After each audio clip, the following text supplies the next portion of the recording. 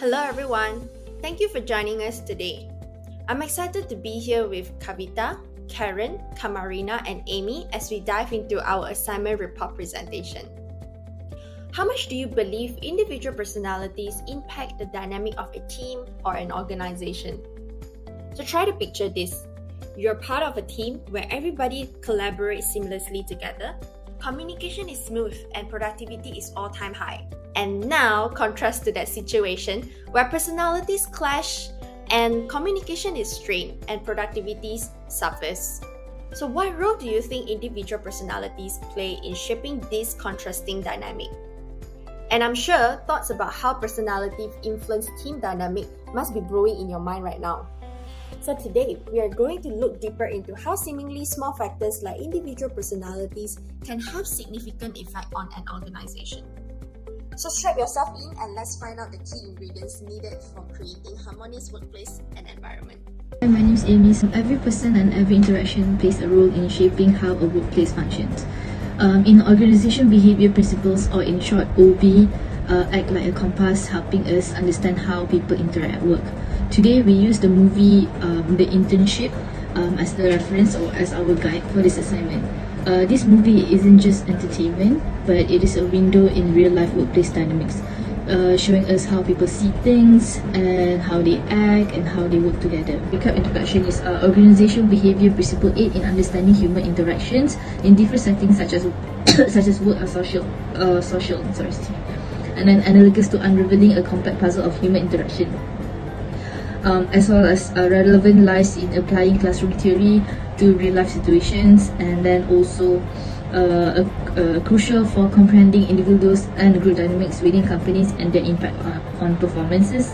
Study of organization behavior reveals insight into why people act they do, their motivations, and decision-making at work. To continue, OB basically blends with psychology, sociology, and management to understand the behavior in the workplace. It has evolved from the mid-20th century as it is also to tackle the significant challenges like diversity and gender dynamics. OB also anchored with goals to explain, to predict, and to control workplace behavior. It empowers leaders to shape positive outcomes and create a culture of productivity and satisfaction. So in the internship, we follow the journey of Billy and Nick, the two salesmen who are from bygone era of wristwatches and traditional door-to-door pitches, which they find themselves suddenly unemployed due to the technological advancements. Their boss even called them dinosaur, because the summary of the synopsis of the internship is Vince and Owen is the star for the in the internship movie who joined Google internship program after losing their jobs. Despite lacking of tech knowledge and experience, they hope to start anew at Google. Against their odds, magically they got accepted as the intern at Google, and then throughout the internship they faced challenges and obstacles. So in a bit to reinvent themselves, desperate to stay afloat in the sea of iPhones and Google searches, they magically secure internship at Google despite their lack of tech experience, which is quite wonderful. And throughout the internship, they navigate challenges, form connections, and learn valuable lessons about teamwork and adaptability.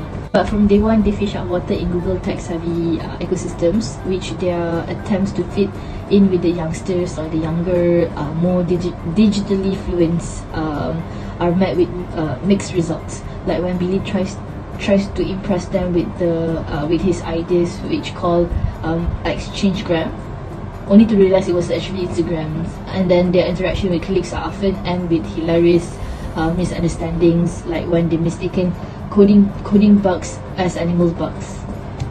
So that's how backdated they are compared to the youngsters. So now let's apply the concept of OB to the journey in Google. Through theories and frameworks such as Harold Kelly's theory of causal attributions, the MBTI, and the Big Five model, we can gain deeper insight into how perceptions and personality influence their experiences at Google.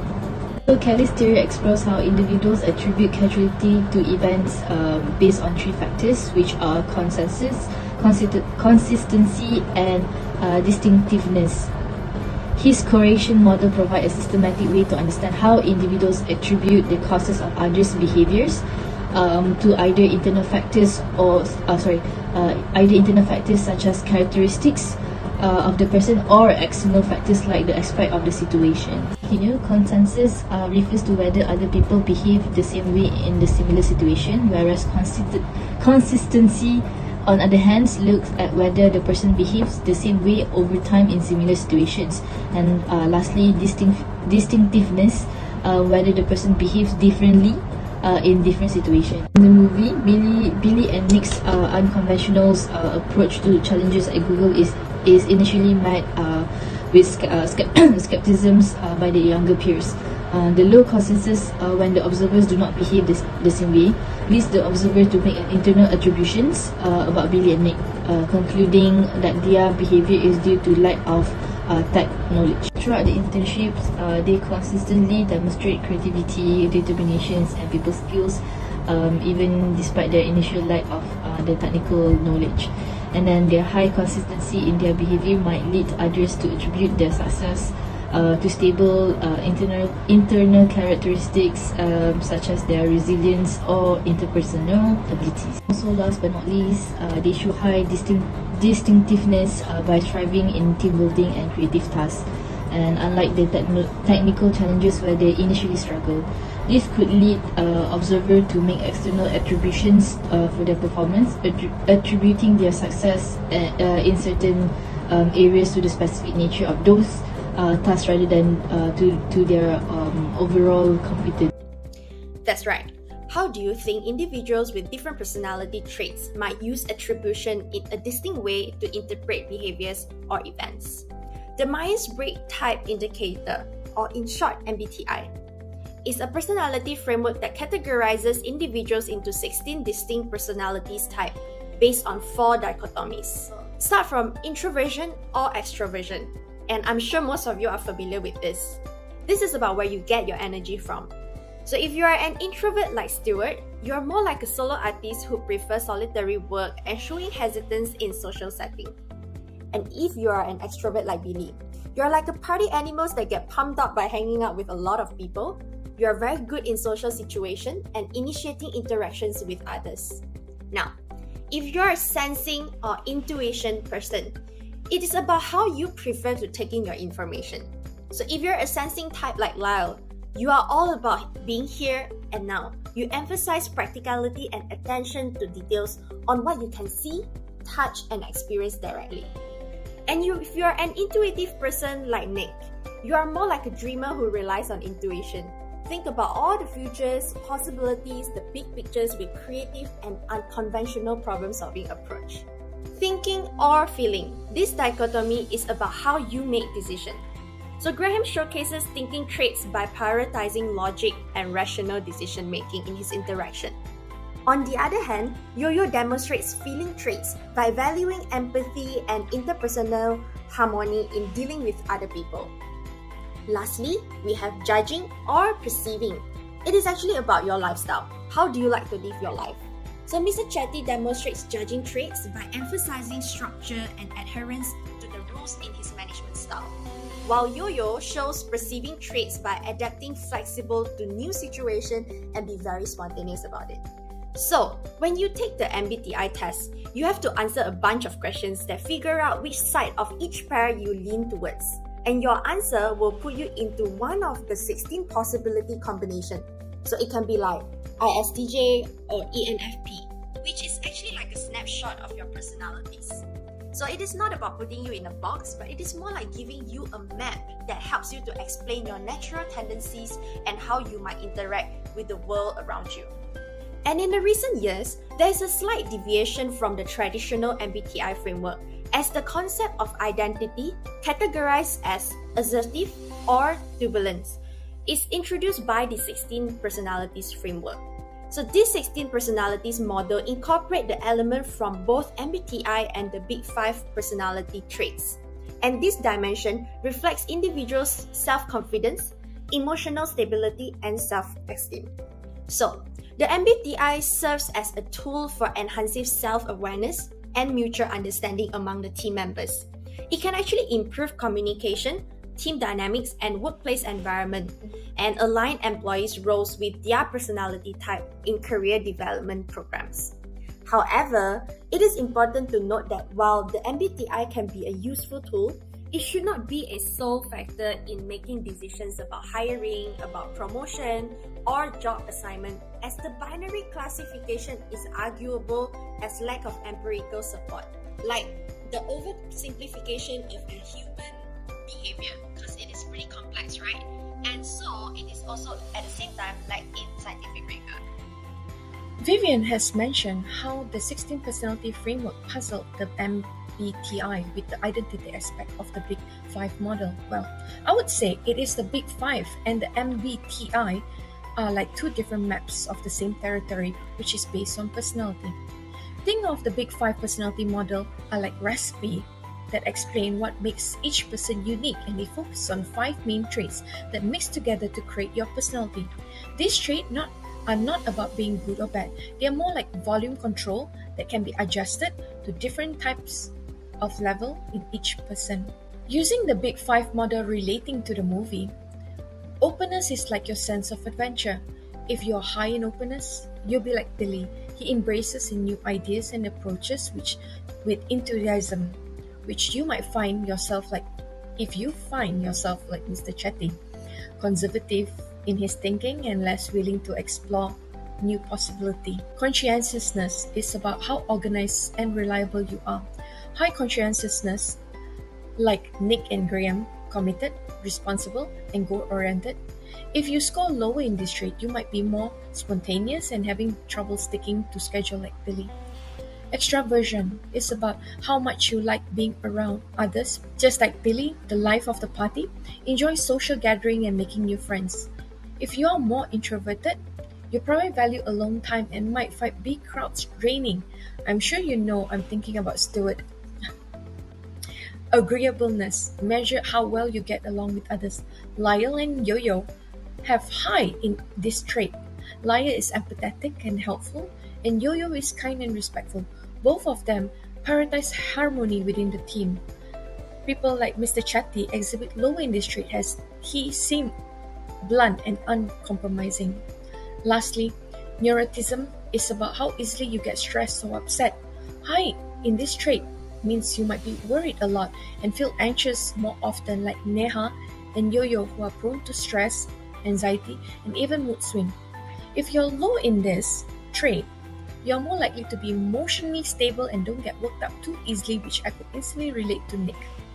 Personality are like brushstrokes that create self-identity, from genetic preposition and environment surrounding to our social interaction and culture and education context. Each contributes the trait into who we are as individuals. Interaction within society shapes temperament, emotion responses, unique characteristic that defines us. As we experience life's experiences, we shape our personality, ever evolving yet resilient over time. Wow, as Vivian and Karen explained, I could recall all the images in my mind about the movie. Now, that we have covered personality traits, let's talk about perception distortion.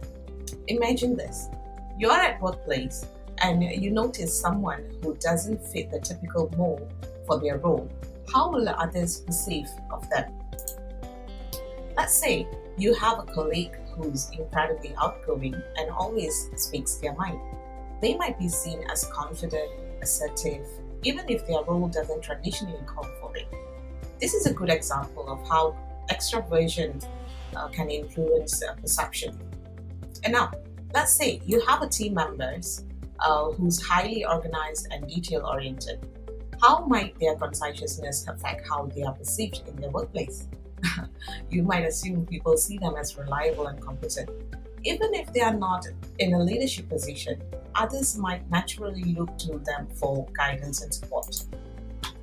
Let's break down some misperceptions and biases when we encounter in everyday life. Imagine you're meeting someone new. How you ever made assumptions about them based on their appearance, background, or job? Just like Billy and Nick, two older salesmen joining Google, you might see them outdated in technologies and not tech savvy. That's what we call stereotyping. It's when we generalize characteristics or ability to a whole group of people based on preconceived notions or societal beliefs. And speaking of generalizations, did you notice how Billy and Nick's colleagues began to appreciate their unique skills and perceptives as they overlook their initial shortcomings? And that, my friend, is what we call the halo effect. It's when we let one positive trait influence our perception of someone's overall character and abilities. Like how sometimes when we meet someone who's really charismatic, you automatically assume they are good at everything they do. Have you ever heard of an interesting phenomenon called projection? Projection is when we attribute our own thoughts, feelings, or characteristics to someone else. It is demonstrated as Billy and Nick challenge the perception that older individuals cannot adapt to the fast-paced tech industry, ultimately exceeding expectation and achieving success is beyond what was initially anticipated. And there's more. Confirmation bias occurs when someone of their colleague maintains skepticism about Billy and Nick's ability, despite evidence to the contrary, reinforcing their preconceived notions about age and competency. Selective perception is depicted when some character overlook Billy and Nick's contribution or downplay their achievements, focusing instead on their perceived limitations. It involves interpreting information in a way that reinforces pre-existing beliefs while disregarding contradictory evidence. Last but not least, cultural influences comes into play as Billy and Nick navigate a workplace culture dominated by younger employees, highlighting the challenges faced by individuals who do not conform to the prevailing norms and expectations within a particular environment. It occurs when societal norms or stereotypes influence how individuals interpret information. As you can see, when we misunderstand things, it can cause problems not just for a few people but for everyone. If we don't fix these issues, they can spread and make things worse for everyone involved, like an organization. Drawing parallels from the experience of Billy and Nick, let us discuss some actionable recommendations to foster inclusivity and mitigate biases. Biases often result in homogeneity, limiting the diversity of teams. Inspired by Google's inclusive culture, diversity training sessions or workshops can raise awareness of unconscious biases and promote diversity. Similar to Billy and Nick's integration into Google's tech-savvy environment, diversity training fosters open-mindedness by exposing participants to diverse perspectives. Second, encourage open communication. Encourage open communication to establish an environment where employees feel comfortable challenging stereotypes and sharing perspectives can avoid assumption or snap judgment to mitigate perception bias. Implementing blind hiring. Implementing blind hiring practices by prioritizing qualification and skills over demographic factors to minimize bias in recruitment not only be able to mitigate subjective biases, the transparent evaluation practice and regular feedback reviews can promote continuous improvement along the process. Next, personality job fit and person-organization fit. Personality job fit and person-organization fit are concepts used in organizational psychology and human resource management to assess how well an individual personality aligns with the requirement of a specific job or the culture of an organization.